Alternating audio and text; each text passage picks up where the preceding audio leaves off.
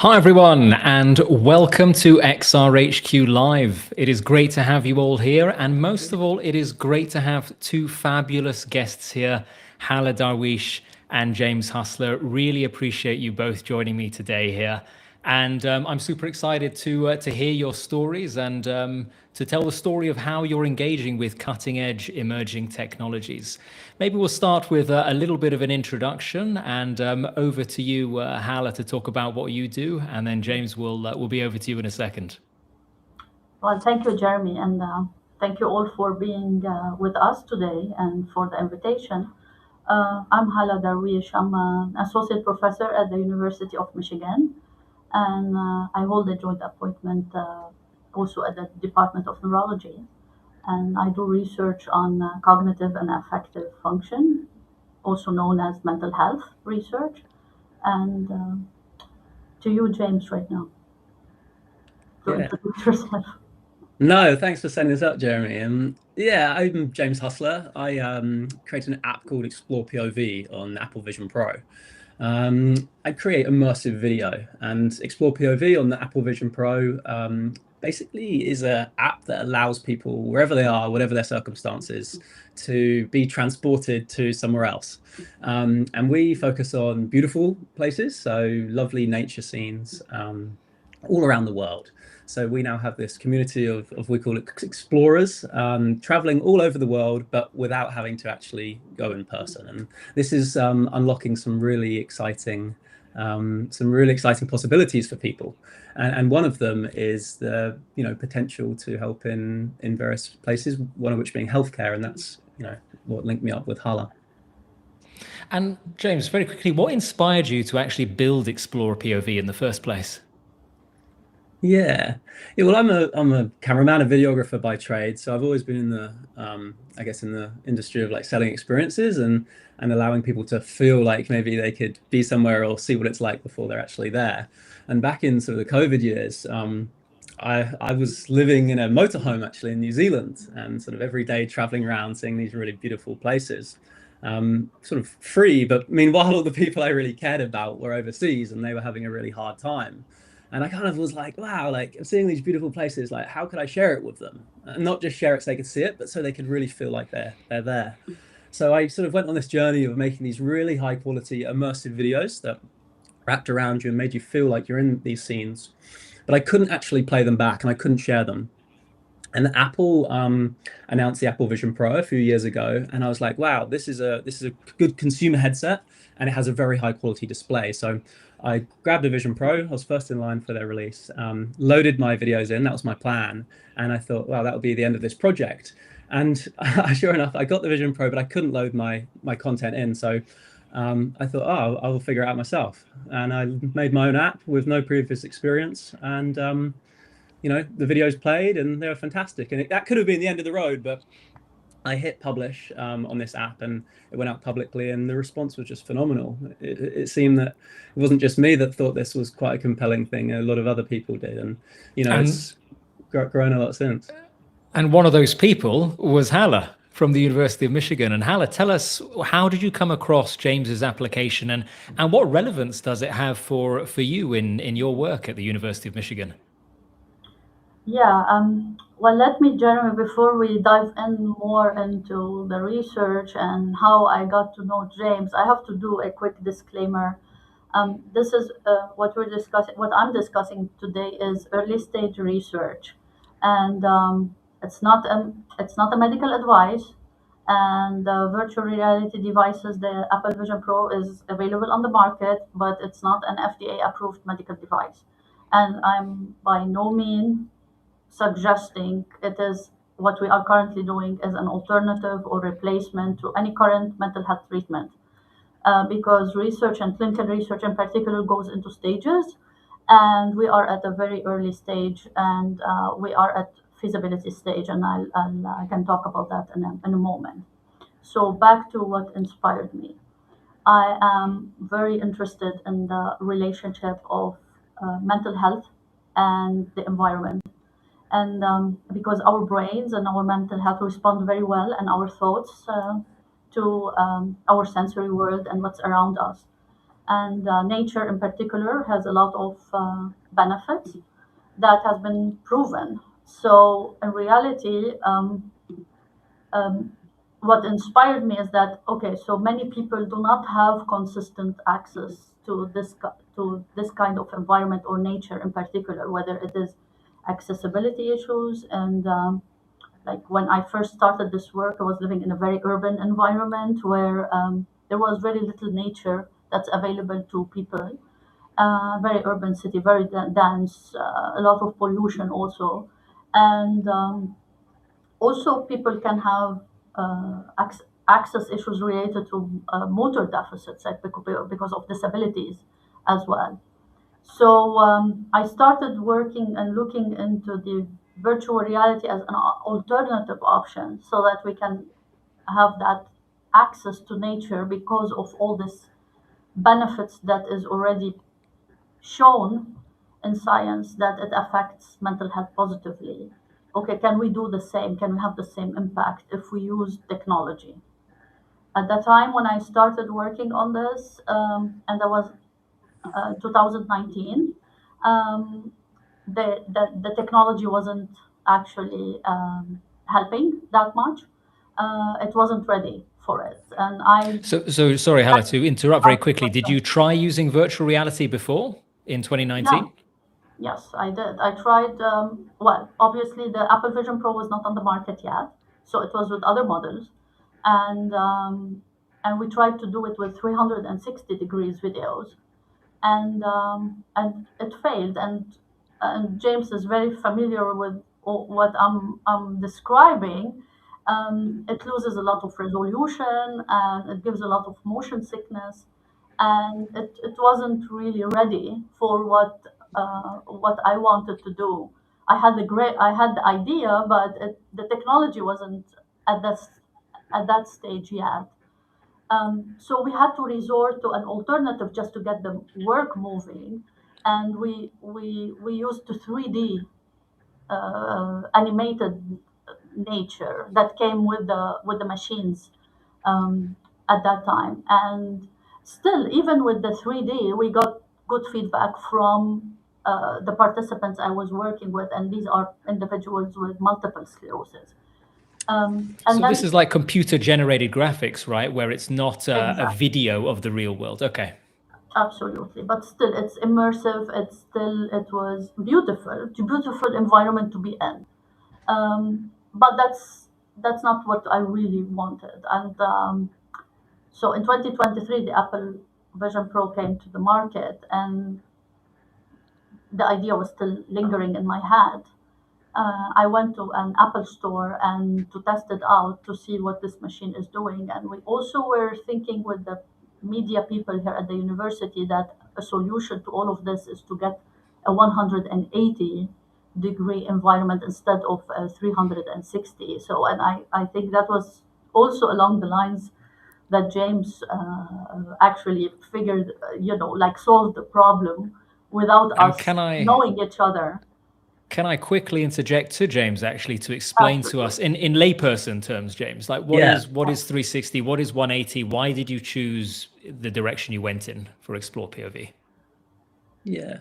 Well, VR 180 video, VR 360, VR video has been around for a long time. The format's not new, but what I think a lot of people's view has been is that it's not been a level of fidelity, and call that what you want, resolution, or the way it's delivered to the user, where it's a high enough level of fidelity to create that sense of presence. And when we say presence, that's really the unlock for all of this. Presence is that sense of just being there. We can talk very technically about how that's achieved, but the end result we're going for is a very simple thing, really. And that's someone just to suspend that belief that watching a video, watching something, and instead actually truly feel that they're somewhere. And as soon as that's achieved, we then suddenly have that unlock for all of these benefits. And it's really a change from kind of that like intellectual response of watching something and understanding it versus that emotional feeling response of being there. In terms of how that's achieved, that presence, yeah, I mean, VR180 over 360, the main benefit of that is you're only shooting the front sides. You're shooting as high as you can go and right to each side, 180 degrees wide. And that allows you to put all of your information, all of your kind of the data in that front side. So you can essentially have double the resolution you would as if you had to split all that data between front and the back. And the technology has just got to a really sort of more mature point now. I mean, we're shooting at up to 16K resolution, which is a pretty like crazy, pretty wild number to be Using shooting some at. pretty beefy cameras, right?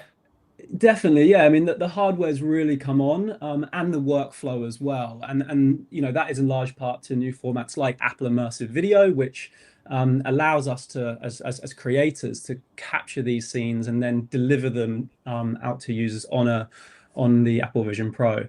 You know, there is a lot of technicality in it. There is a lot of fancy and exciting hardware to use, but really, what we really want to do is just capture a scene in as compelling way as possible to just allow the end user to feel like it's lifelike, and to feel like it's lifelike enough that they feel that sense of presence and that they're there.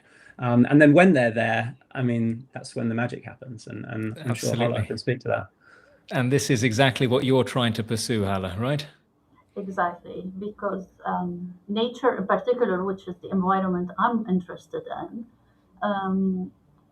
exploring and testing with the immersive reality and the technology that is actually mimicking reality, mimicking that present and transporting the individual to those environments. Um, we know it can lower stress loads. It can help with attention and restore attention. Um, and also with this transportation into this natural environment, so there is a lot of benefits, whether mental health benefits and also physical health benefit that comes with it, with the emotional regulation that follows, and the de-stressing. So And I that sense know, of fascination also is very important for our brains.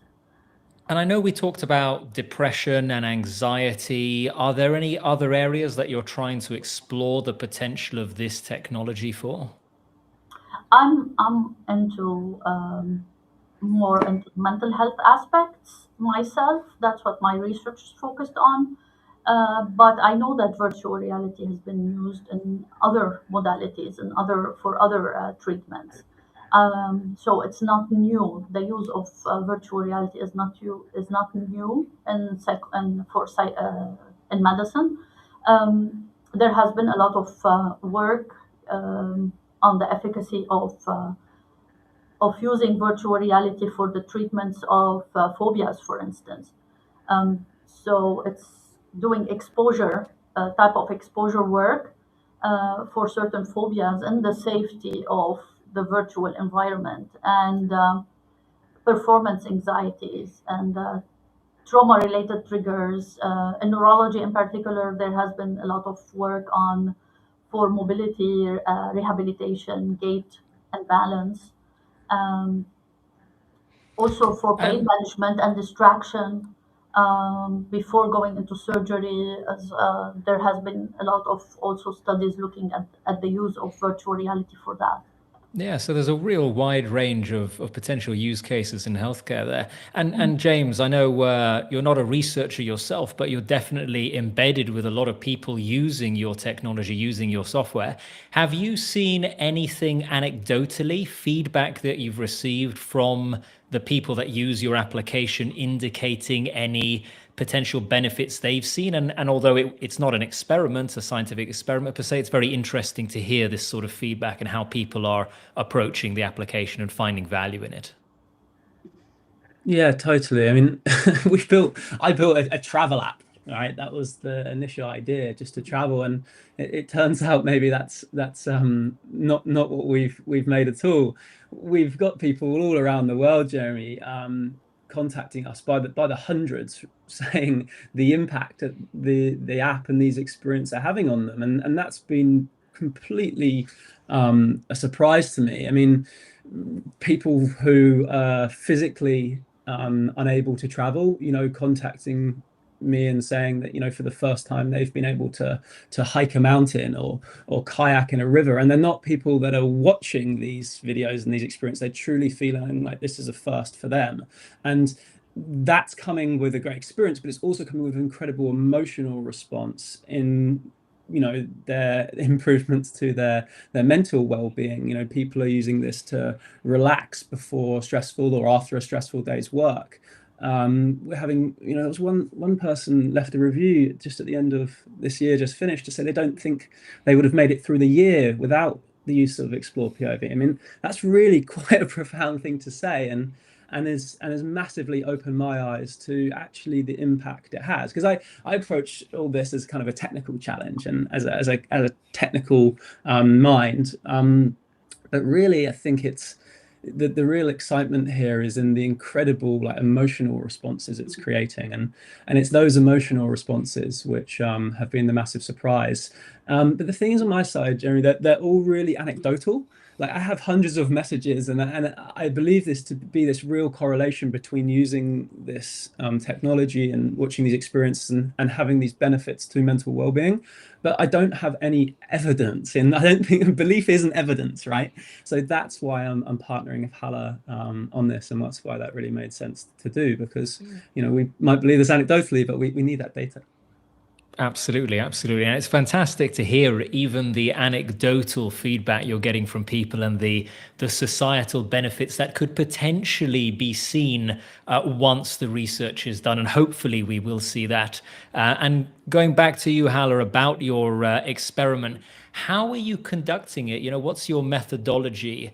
Can you walk us through what you're doing right now and what you're hoping to achieve? Assuming that we're not researchers in the audience, and we perhaps don't know all the technical terminology, if you can help us understand it, that would be lovely. Yes. Well, clinical research and or also known as clinical trials, they go through stages to, and the early stages of these research is feasibility and safety of the intervention itself. So, and that's where we're at right now. We're testing feasibility with two different populations. Um, and what we're trying to see, okay, so if we give these machines with these environments for to people home, and that's one study. These are individuals with mobility problems due to progressive multiple sclerosis. Are they going to be able to actually operate it? Are they going to use it? And actually, are they interested in actually participating and getting these devices to use? And these are individuals, I have to say, who have, in addition to their physical disability, they also have depression. So and we started our recruitment, and we're very early. We have like 6 people now in the study. We're aiming for 40, and we go about this methodologically by having different groups. So we have 3 groups. One group who is going to have the virtual reality nature with along with their standard treatment. So whether they are taking medications or they are in psychotherapy, and I'm doing it for that one a crossover design. So one group starts with VR plus their standard treatment for 8 weeks, and then they will go for another 8 weeks for just standard treatment. And then another group starts with standard treatment and then will receive the VR. And then I have a third group who are not receiving any treatments and will have the VR only as a comparison. So that's one research design for the different comparisons. And then what I'm looking at first is feasibility, or where we able to recruit, where we able to have people come in. If they got the machines, did they actually use them? I'm proposing that they use them 3 times a week um, for 8 weeks for that study. And so, are they abiding? How much time are they actually using it? Are they reporting any motion sickness? Um, if they did not use it, why they did not use it? So, did they actually enjoy it? So, all of this important information that we need to gather at the beginning of work, so so that we understand. And then the second aim is, okay, did it help your stress? So we do measurements before, and then we do measurements at the end, and then at the end. So because I have three time points, I have like baseline 4 week, 8 weeks, and then 21 weeks. So if I see improvement, is it going also to last afterward? Is it actually persistent Yeah, um, over the long term. over the Out long of term? You mentioned a VR control group, Hala, and this is probably quite an important point. And I'm Mhm. seeing some comments come through on LinkedIn and YouTube. So this is streaming to multiple places. If anyone has any comments at any time, feel free to write them as a comment.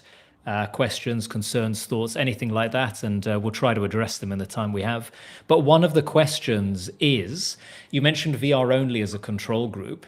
Do you see this as a potentially independent mental health solution, or should it always be a complementary solution to more traditional and seen or proven medication?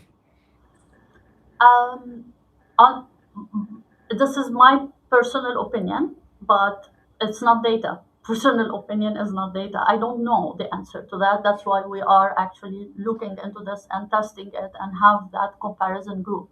But if you want my opinion, I think it's a good adjunct to traditional therapy, to standard therapy. Now, does it have the potential to be a replacement? Possibly, but I don't know that yet. I cannot make these claims without the numbers. And at this stage, was very early into these studies. The next stage, if we actually show that it is feasible and it is safe, people are actually using it, liking it, and there is some preliminary evidence of effectiveness um, on stress levels, anxiety levels, and depression, then we need a larger sample to test this out. Um, and then we go into Brilliant. a larger sample and possibly different sites also, not only like in one setting, different settings.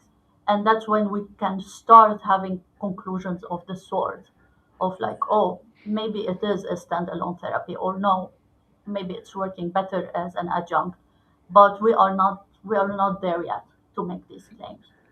Yeah, that makes sense. And we have another question coming in on LinkedIn here. I'll just bring it up on the screen. Hopefully, you'll be able to see that. So, Michaela Graham is asking, are there any early results that indicate which environments produce greater impact? And second part to this, or did you go with a hypothesis that forest, for example, is more effective than desert? And I guess probably the study's not completed, so I imagine this is all anecdotal, but maybe between you, James, and Hala, is there any evidence of a preferential environment at all? Have you seen any feedback relating to that? Yep. So maybe Yeah, we'll I mean, start with you, James. yeah, I think what we'll expect to see is this to very much, well, my hunch is that we would expect to see this very much reflect what's seen in the research of real life, because that's all we're really trying to achieve. We're trying to allow people to experience these things truly as if they were there. And Hala will, I'm sure, will speak to what is perhaps what it does lean to in that regard. But it's really nature and like those scenes of like natural beauty, anything that, yeah, I'll let Hala speak to that, because I don't think with immersive video and with this we're seeing it's particularly different from real life. That's what I'm trying to get at. So, I mean, correct me if I'm wrong, Hannah, but it sounds like the benefits that science show us outside of virtual reality show us that it's beneficial to be within nature. So I would imagine that if you used the Apple Vision Pro or virtual reality in general to immerse yourself in an urban environment with buildings all around you, you probably wouldn't see great benefit there. But if you immersed yourself in a nature environment in different places, then maybe there wouldn't be as much difference between a beautiful beach and a beautiful forest. Does that sound like a fair commentary? Well, I would say it's fair to say that if you are in nature versus urban, yes. And there has been actually some studies out there in real life showing that people who go, they have actually done that, where they've sent people on a hiking trip in a forest versus going to walk in the city, and put them in an fMRI machine, and looked into directly into their brains, and there is more benefits in nature versus being in the city. So that is definitely, I would, if we're starting at that point, yes, there's definitely more benefit in nature. But these are two great questions about, okay, do people have preferences? Do people respond better in different environments than others? Yes, I would say yes. Is it, again, do I have that evidence based on like statistical significance? No, not yet. But anecdotally, or based on few ends, like few samples of people, I witnessed that in my office the other day, where actually one of my colleagues, I was just showing them, do you want to test out, is like a collaborator on the study, do you want to see what this looks like? And yes, there was direct impact I could see on this person, where he preferred actually a desert-like environment over a waterfall. And when he was in the desert-like, and it was like similar to an Arizona desert, he became calmer. I could sense the calm that he got in. And when he finished, he said, "Oh, this thing works," and and he So left my house. that's It a really worked. But that's a an really of one. salient point. But yeah, but that's a sample of one. True, And but I think Yeah. the point you're making though is it could be it could be an individual preference thing versus an absolute statement to say desert is better than forest. Yeah. Well, one thing we have noticed, I mean, again, it's all anecdotal, but I think if the measure we're going for is calmness and a sense of relaxation, I think motion really helps. Scenes with flowing water, scenes with a gentle movement, something people, a scene that's static and allows people to sort of focus on one thing. Again, reflecting, I don't know your preferences in real life, but if I want to relax the most, I'll be sat on a sunset, sat on a mountaintop at sunset, or sat by a stream when it's tinkling along. So I think motion or something just kind of happening in a scene, anecdotally, is something which users will tell me is a particularly relaxing. And I think, again, if I had to reflect that to my own experiences, it's probably that area of focus and calm. And Hala, you mentioned, I remember we were talking about the visuals, because obviously when people think about virtual reality, they're very excited about what you can see. But the science tells us that it's not just about the visuals, right? If we look at the science outside of VR, regarding being immersed in nature, can you tell us a little bit more about that? yes, the science of being in nature is actually more elaborate and more solid than the science with the nature with VR, because there is more work that has been done on real nature and the impact of real nature than VR nature. So yes, being in nature and being in a forest environment, or there has been a number of studies looking at this that showed impact. But We is it are impact just visually, or are there other no. sensory input? I mean, well, it is the sensory input that is actually exerting that effect on our brain regions that regulate our emotions and cognitive function. What we know from these fMRI research is that we are seeing activation in the brain regions, like, I'm going to use technical words now, like the amygdala or the hippocampus. And we know that these brain regions, one is responsible for emotional regulation, and the second is responsible for memory and rumination functions. And that rumination we usually see with depression. And we have seen improvement um, in that are linked to these brain regions, like activation of these brain regions that are linked to actually also self-report on feeling better. So after being in nature. There is also studies that were done on animals, like on rodents or on primates. Like when you actually remove them from nature, you see more depression-like behaviors, anxiety-like behaviors. We have seen impact on at a molecular level, and that's referred to as epigenetics. So that actually improves in things like DNA methylation and markers of longevity and also other markers that are also associated with a better I'm already feeling a future performance. experiment coming on, Hala, in many different areas. There's so many different areas, and the evidence is actually mounting on this. And there has been very large studies, population studies also, um, looking at where people reside, where their geographical location is. There is plenty of like there is studies that were done in Europe were looked at a different about samples from 18 different countries and looked at where their actual residence was, and those who lived in areas that were greener or had access to nature, like parks or or other natural environments, they have seen less anxiety, less depression, better cognitive performance.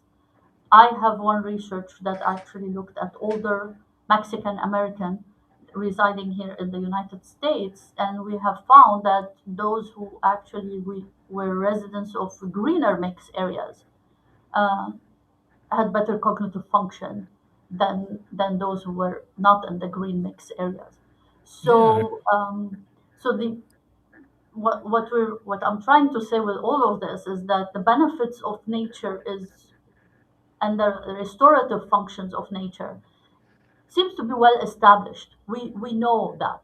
We know that we as a species, as a human, we need nature for our for our well-being. Now, what we are trying to do is that okay, can we use the technology to actually provide that same effect or these same benefits to people? I appreciate that, Hala. And I'm going to jump to James now because we're getting a lot of questions and we've only got 10 minutes left. So I want to make sure we try and address everyone's comments. And thank you all for engaging so much across YouTube and LinkedIn. Really enjoying the discussion. So, James, this one's for you specifically. Has James created specific VR video environments for Hala's research? Yeah, great question. Not at this stage. What we have done is, I mean, over the last year or so, we've shot a huge amount. So we've shot in over 20 countries since last year, and we've currently put out about just shy of 200 experiences.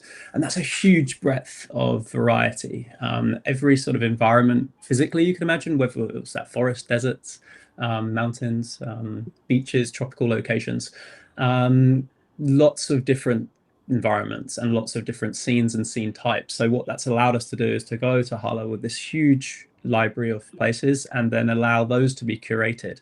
Because another part of this which is really important is that the content is appropriate for this study. You know, we don't want to heighten levels of anxiety. If we have a shot that's maybe on a cliff edge, it might be a really cool experience for me or you, but it's totally inappropriate for someone within these studies. We don't want to have scenes which have any elements that are gonna create the effects we don't want. So yeah, we've had to sort of curate that library, and that's been a really good bit of work that Hala's done to go through and say, well, which are going to be the most appropriate scenes we've got. So we haven't at this stage created anything specific, but I think that's what's so exciting. We can do this research, we can see where it goes, we can see what the response is. And again, we're so early with this, we're really at the very beginning, and we're nimble, we're a tiny team here. So we can certainly do that. If we feel that there's something which we don't have, which we think would be effective, we can certainly capture that. So maybe that's a call out for anyone on the stream here. If there are any medical professionals that would like to investigate this further alongside Hala, and other people investigating VR research, then please do get in touch with Hala there.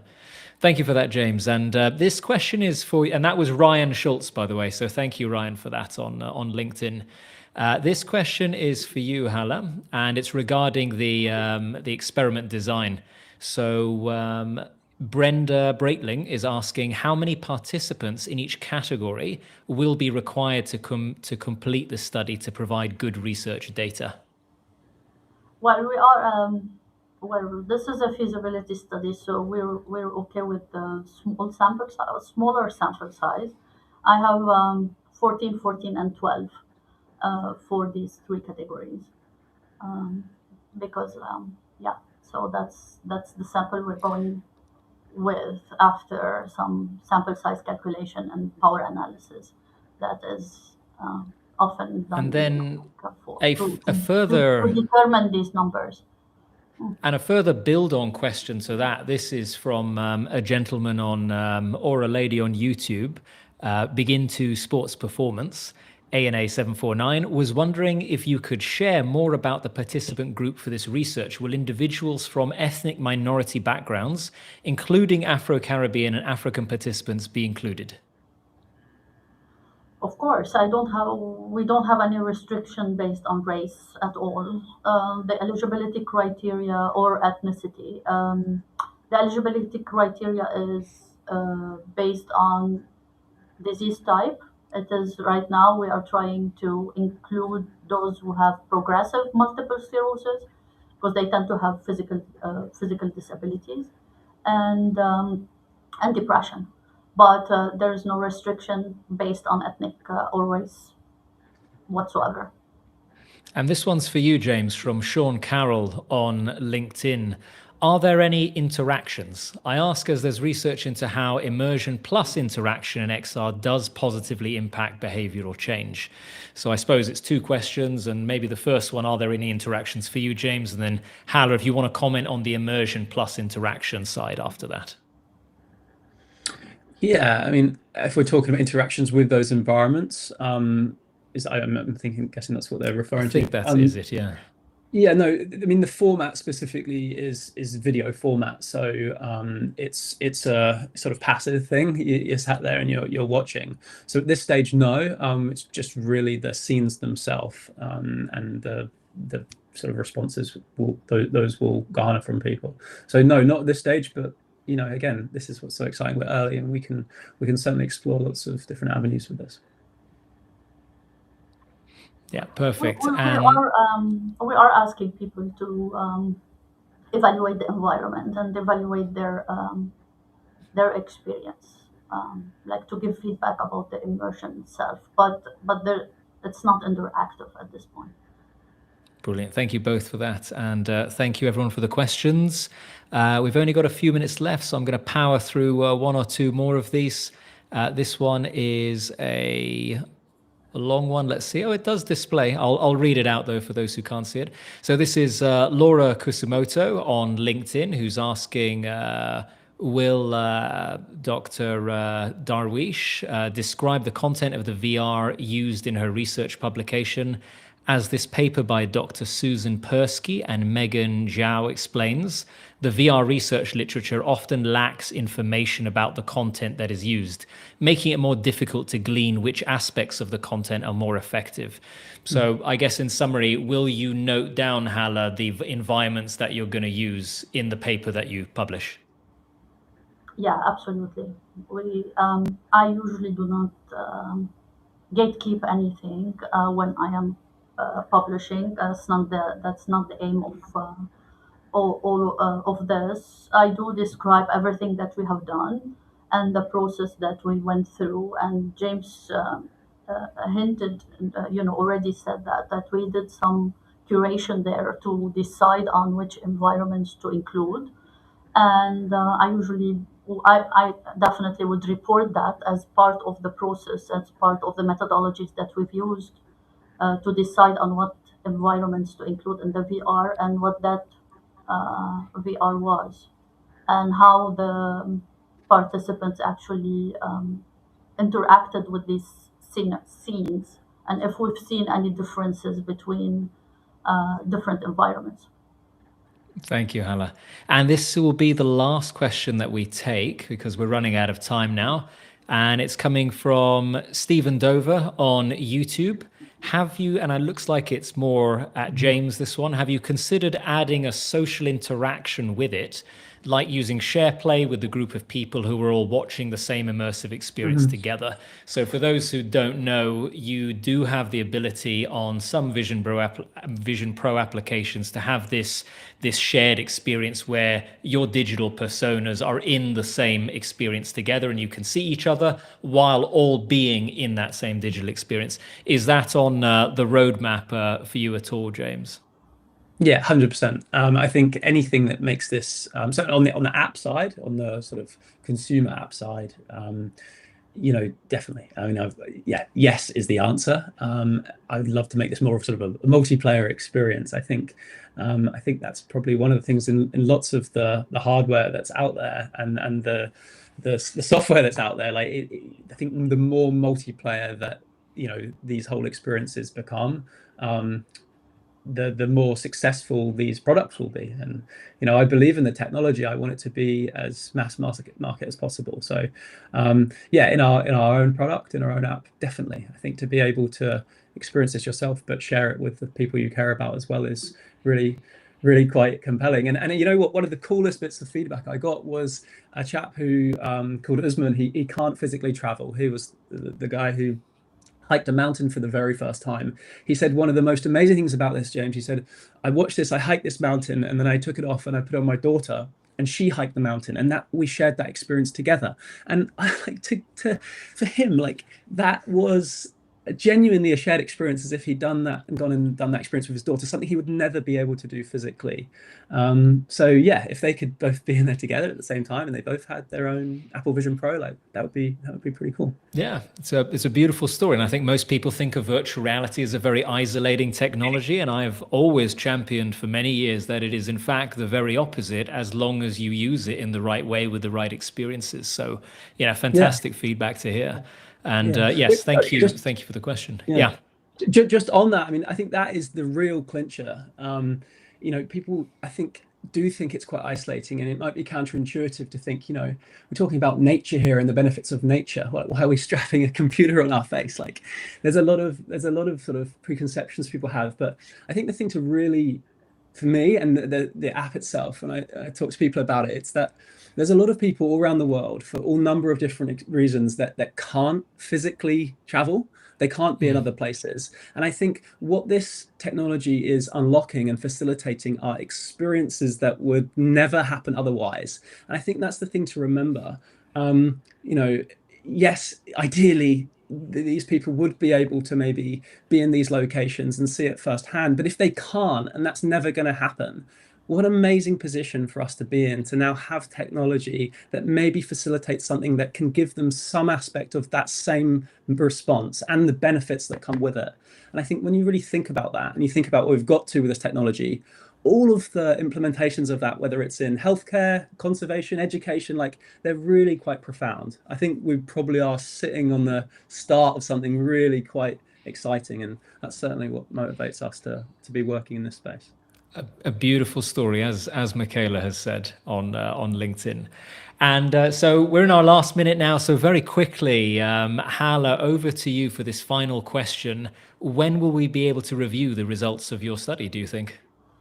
Unfortunately, its research is often slow because we are bound by the recruitment You've and got to do it how right. fast we can get people. So we're doing our best. So that, but our estimation is 2 years for the study, and we already started. So hopefully in 2 years' time. So we'll contact have Hala, everyone, and donate your time to help with the research. Yeah. And But James, if I yeah, can just of also course. say one last word is that, and to emphasize James' point on equity, on the equity side, is that most of the time people who actually need the nature and the access to the nature are those who cannot access it, who don't have access to it. So that's definitely a mean that is going to Oh, we Yeah. that's as good a time as any. Perfectly Yeah. cued right at the end. No, really appreciate Hala's time there. And James, to you, thank you so much for joining us today. It's been absolutely fantastic. To everyone on YouTube and LinkedIn, for your engagement, for your comments, really appreciate your thoughtfulness and your time today. And for those of you wondering, what is XRHQ and why are you hosting this sort of thing? XRHQ is all about bringing real life applications and stories of emerging technology to life. So it's been a real honor to have you here, James, and Hala, though she was here a few seconds ago. So really enjoyed the stories of what you're doing, and I think what you're doing is incredibly important. So I can understand why Apple gave you the award for Vision Pro App of the Year last year. So congratulations to you and the team for that, and hopefully we'll see you build greater and greater things on the Vision Pro and in the VR ecosystem in general. No, thank you so much, Jeremy. Thanks for setting up the conversation. And for perhaps anyone that's more interested, if they wanted to check it out, what we're doing across all different spaces, that's exploreimmersive.com. And yeah, you can sort of see some of the work we're working on. And actually, I'm going to quickly squeeze in another 30-second answer from you, James, because I remember we were talking about this and it was very important. What are your roadmap plans for Explore POV over the next 12 to 24 months? Yeah, well, Explore POV is kind of our like consumer product. It kind of sits here, and under Explore Immersive, like I spoke to a minute ago, there's so many sort of profound possibilities here. There's three main kind of pillars I see, and then we're really trying to power ahead with working on at the moment, and that's conservation, education, and healthcare, kind of well-being.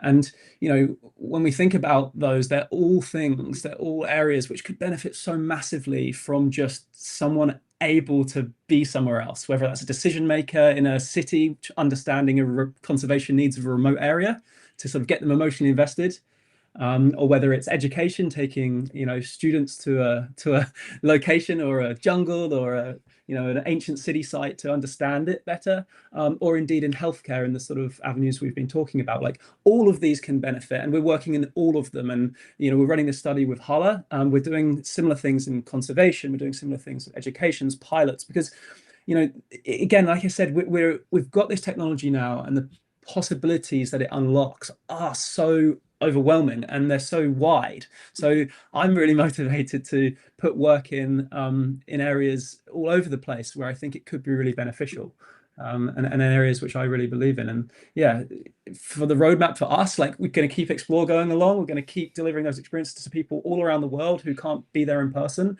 We're also going to start partnering with others to deliver experiences which really help under these key pillars. I think that's really important. I see this as like really a lot of exciting work, but it's also really good work, and we should use this tool for something really valuable and really beneficial, not just as a fun travel app. I think it could be so much more than that, and Absolutely. I think that's what I'm excited to really get my teeth into. We're 100% behind you, James, and we wish you the best of luck with that. Thank you Thanks, for mate. being on XRHQ Live, and thanks everyone for your engagement, your questions. See you next